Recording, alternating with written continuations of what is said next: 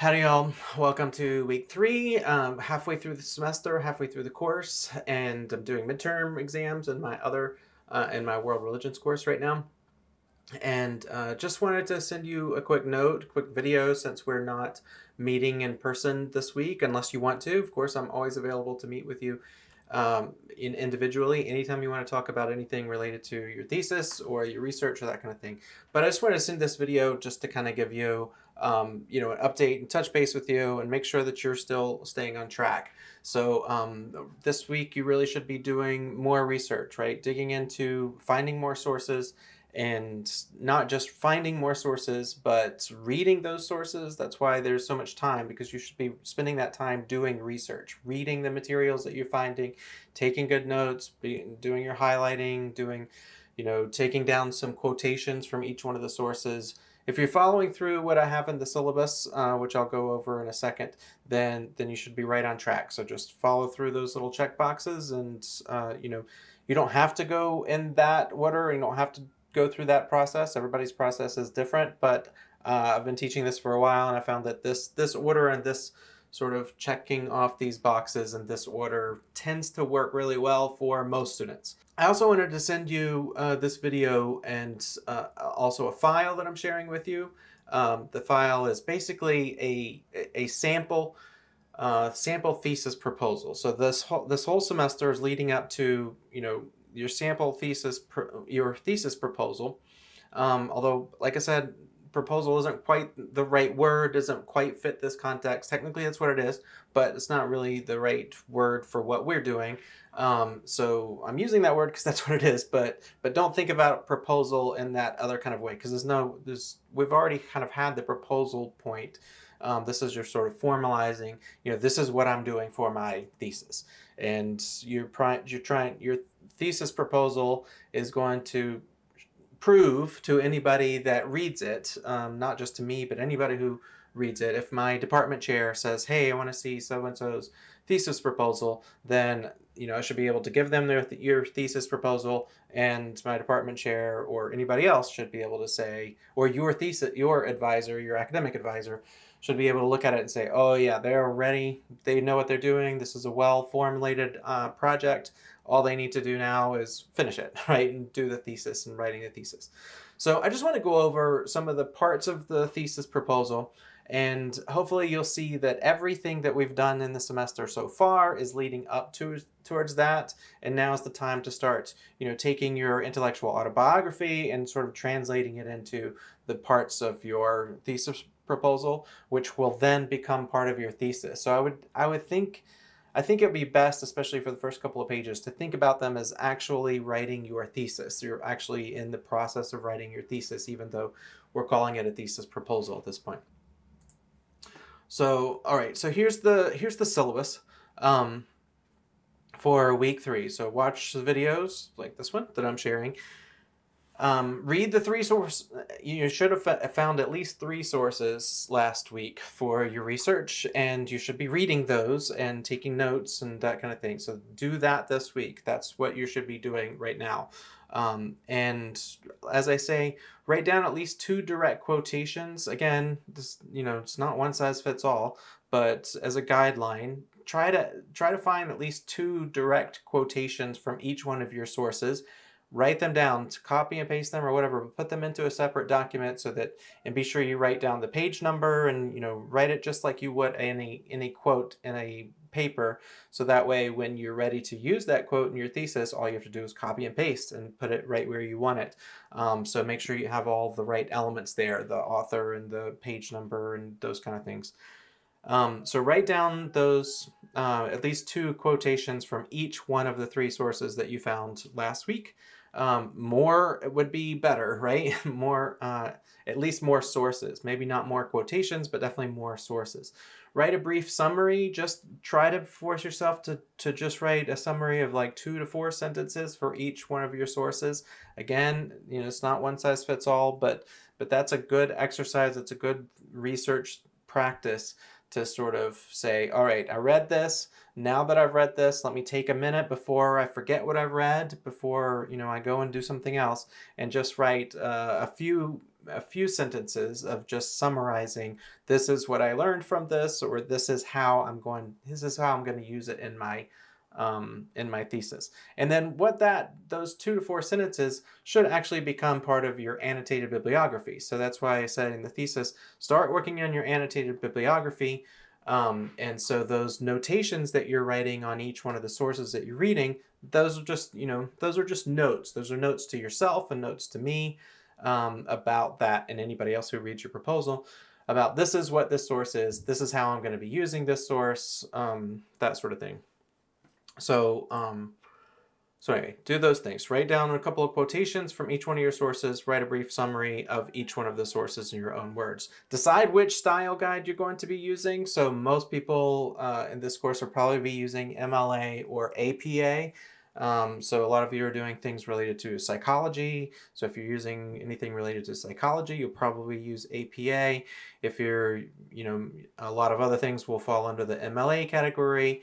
There are lots of different styles. So decide which style works best for you. And we can always meet. If you're unsure which style would work best for you, then let's have a conversation about it. So, it doesn't have to be done this week, but it would be good to decide that right now. And continue your research, finding at least 3 more, by the end of this week, you should have at least 6 good sources that you're going to use for your capstone thesis. If you've got more, then that's better, right? We would really love to see you have 10 to 15, at least by next week, if not already.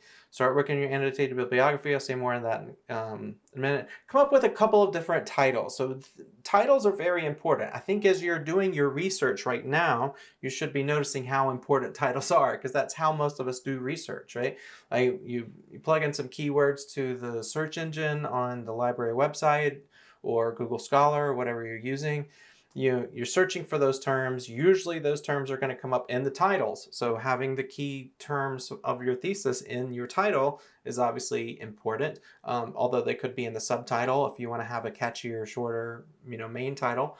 But also the title gives any reader a real good sense of what your thesis is about. And so it's sort of a synopsis, or a synopsis, seeing with one eye, right? In one glance, you can see just from the title what the thesis is about. And so these titles are important, right? That's how you're deciding whether to read this article or that article, is because you're just reading the title and saying, oh, that title seems to fit what I'm doing, so let me go and research it.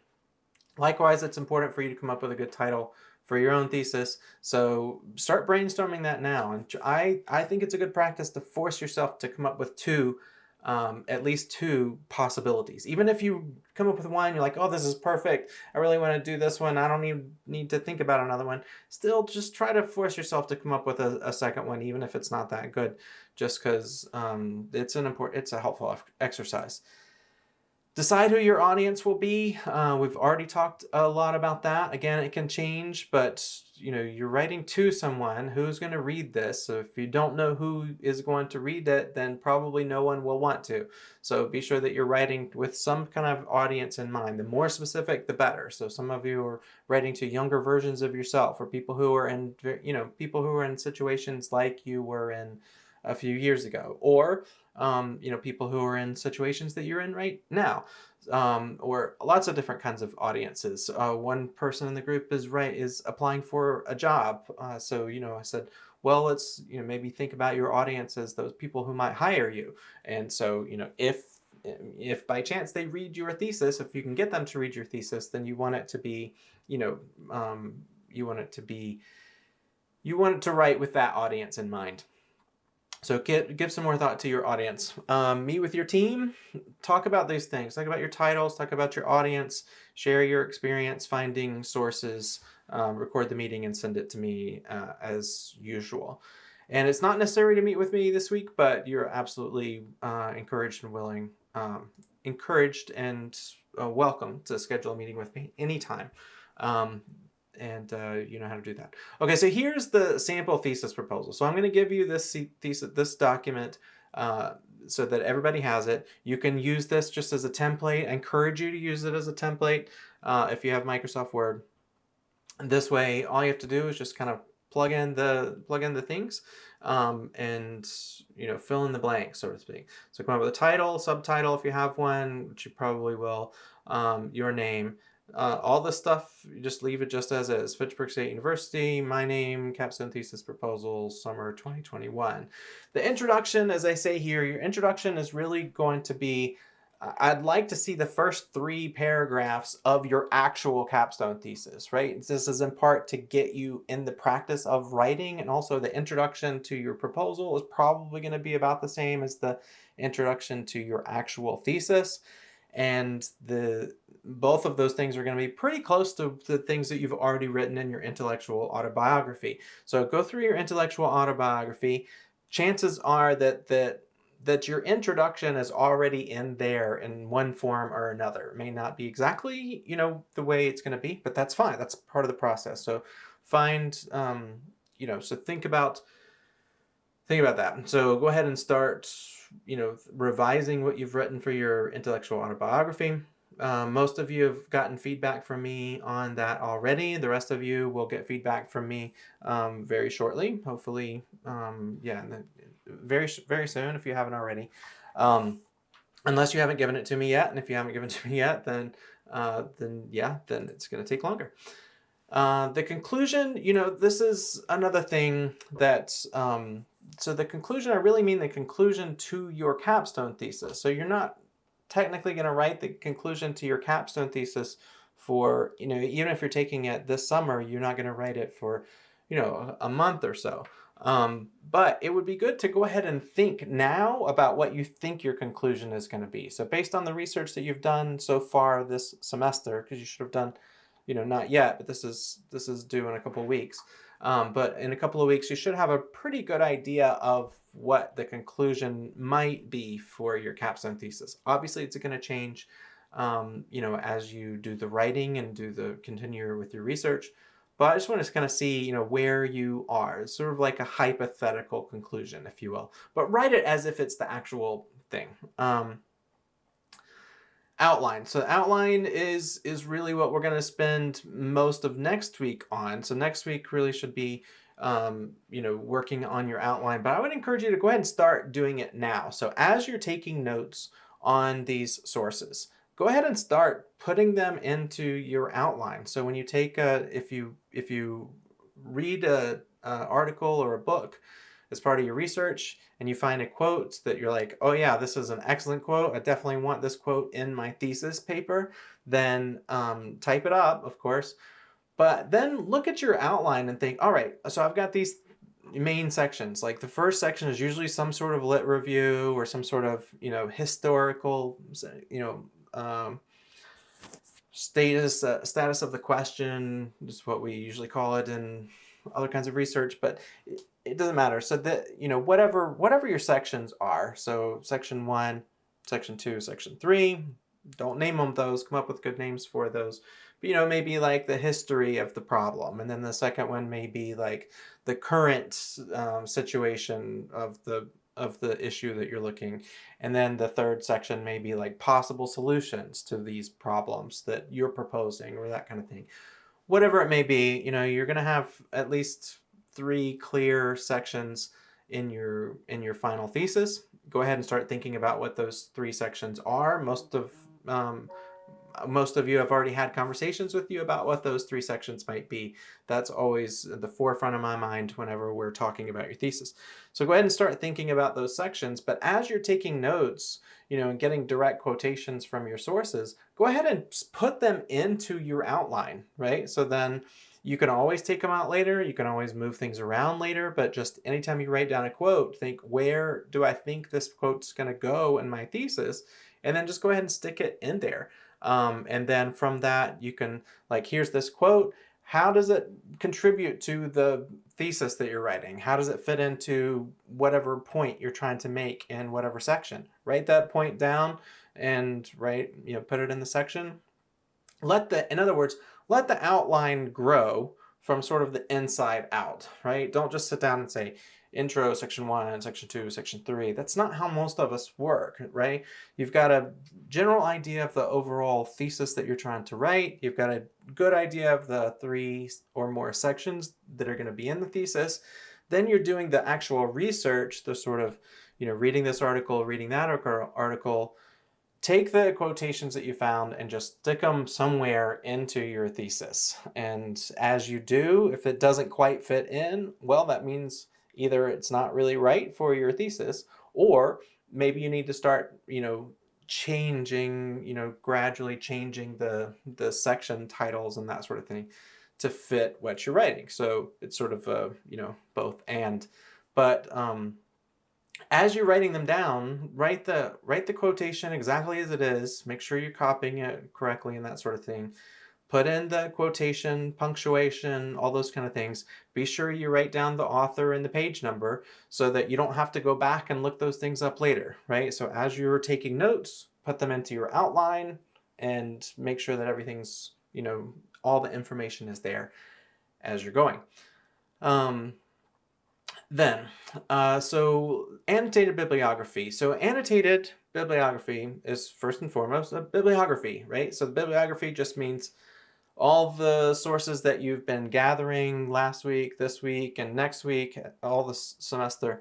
As you're gathering these sources, put them all into one document called bibliography. Decide on which style you're going to be using, MLA, Chicago, APA, whatever. Follow the style guide and make sure that you're putting those in the proper style. Now, there are lots of tools out there that will automatically do this or claim to automatically do this, or there's like, select your style, copy this and paste it in. Great. Those work great about 80% of the time, maybe 90% of the time, but not more than that. You still need to go through carefully because the data and how things come out are only going to be as good as they, as the coding that went into them in the first place. And a lot of times there's just a lot of errors in them. So make sure that, everything is properly formatted. It should begin with the author's last name, comma, first name, period. And every, different styles are different. So be sure that you're following the style.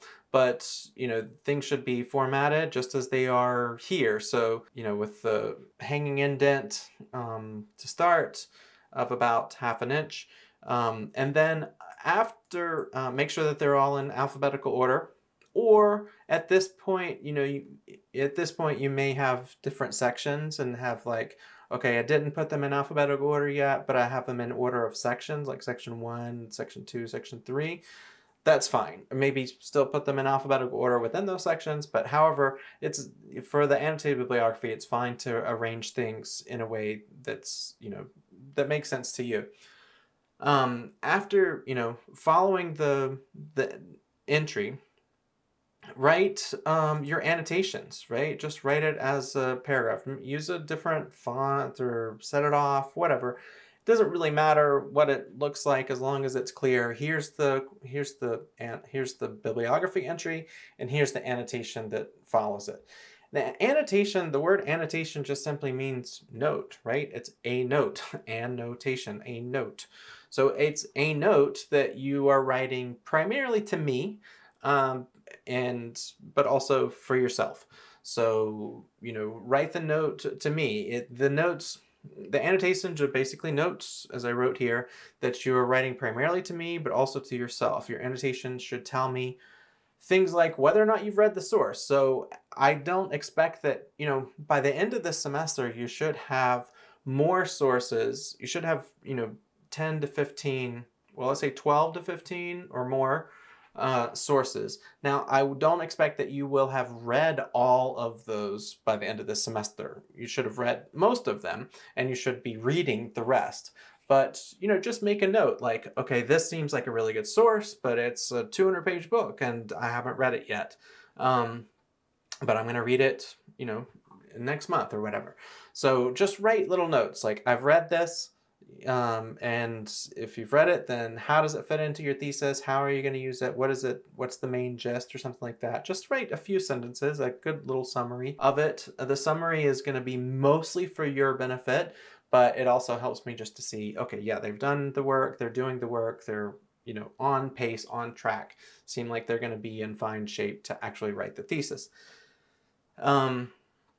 If you haven't read it, that's also fine. I mean, there should be most of them that you've read, but there should, in most cases, there are going to be some that you haven't read yet. Just say, I haven't read this one yet, but the reason I chose it is because it seems to fit. I think it's going to be great for section 2, or I don't have enough for section 3, and, this seems like it's going to be helpful there. Or this author seems to argue the opposite of what I'm arguing in my thesis, so I'm not going to use this source a lot, but I want it as a good counterpoint, or I want to argue against them, or something like that, right? Or maybe this is a centrally important text, and I used this text, a few years ago in my neuropsychology class, and now I want to use it again for this and write, whatever. You get the idea. So just writing little notes.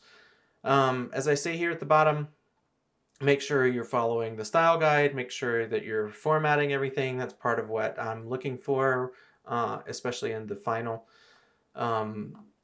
proposal due at the end of the semester. So I think that I think that's it. Again, we're right at the midterm, so you should be deep in the research. You should be excited about what you're researching. You should be learning a lot. If this is back burner and you haven't really paid attention to this class and you're skating by, then, wake up call. Then, I certainly have plenty of students fail this course. And I don't want anybody to fail this course. But if you don't do the work, then you're going to fail the course. And if you do the work, then you're going to get an A. So, there's not usually too many things in the middle between those things. So, if you're passionate about it, you're interested in it, and you're doing the work, then awesome. And if there's anything that I can do to help you in any way, even if you just get stuck and you just want to talk through things, or you just need somebody to bounce ideas off of, or whatever it is, I am absolutely here to help you. The reason we don't have a meeting scheduled this week is because I don't want to get in your way, right? You really should be focusing on the research right now. And the team meetings. One more thing about the team meetings. So the team meetings are really for your benefit. They're a way to hold you accountable. I think for those team meetings, one of the best things you can do, each week is just say, maybe just have a little format like, what did you do this week? And what are you going to do next week? So start out by saying, this is what I did this week. This is how my research is going, and it's going well, or it's going terribly, or whatever. And just kind of talk it out with your group and hear from everybody else how it's going. Then, in the syllabus, I mentioned some things that it would be good to talk about. So like this week, discuss your titles and your audience and that sort of thing with your team. And then end off by saying, all right, concretely, this is what I'm going to do next week. This is what I'm going to do next week, right? And be as specific as you can. It's just a way to hold yourselves accountable by, voicing your plans to someone else. Okay, I think I already said last thing, but here's actually the last thing. So last thing is I want to just show you this, this web page. So this is linked on the syllabus, and right on page 1 of the syllabus. It's easy to remember that it's just owl.purdue.edu. And then you can look for research and citation. So Purdue Online Writing Lab. And in here, there are all these different style guides. There's lots of advertisements, unfortunately, and cookies and all kinds of stuff. But there's lots of different style guides in here. So there's the APA style, MLA, Chicago, AMA, all these different ones. Most folks will fit into these first few categories. So let's say you're using APA style. Just click on APA style. Then you can just go through. It'll tell you a little about the introduction, but mostly under this formatting and style guide, you'll find everything that you need. So for the reference list, it tells you the basic rules, right? gives you sample formatting. It will also give you, you can go in here and choose what kind of article, if you a journal article or a book that's going to capture most of you and most of your sources.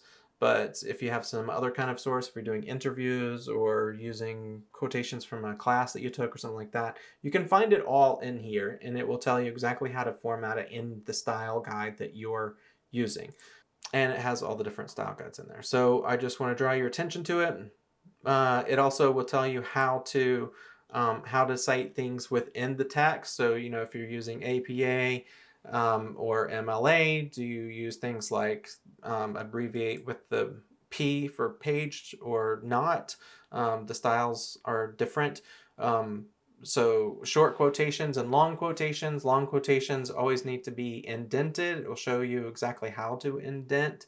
For the different sources, quotations from sources without pages. So it gives you paragraph numbers or tables or different ways you can do it. So pretty much any situation, you can find an answer of how do I do this. You can dig through the style guide and find an answer in there. All right, I think that's more than enough. So I'm going to call it here. If you have any questions or anything like that, then by all means, schedule a meeting with me or drop me an email. And again, if I can help in any way, then please don't hesitate to reach out.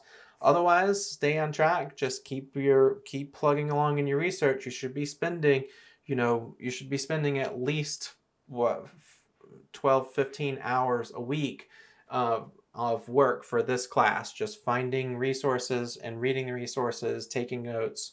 That requires a lot of work, and it requires a lot of effort on your part to motivate yourself and to stay on track and to make sure that you're making steady progress. If you're just waiting until the next meeting with me and kind of fake your way through it, then you're not going to succeed. So be sure that you're staying on track, following the checklist, doing everything that's I've written in the syllabus. If you have any questions or any struggles, then absolutely be in touch with me. Definitely repeating myself at this point, so I'll sign off, and I hope you're all doing well. I look forward to hearing all the groovy things that you're learning and how your research is going. All right, peace out.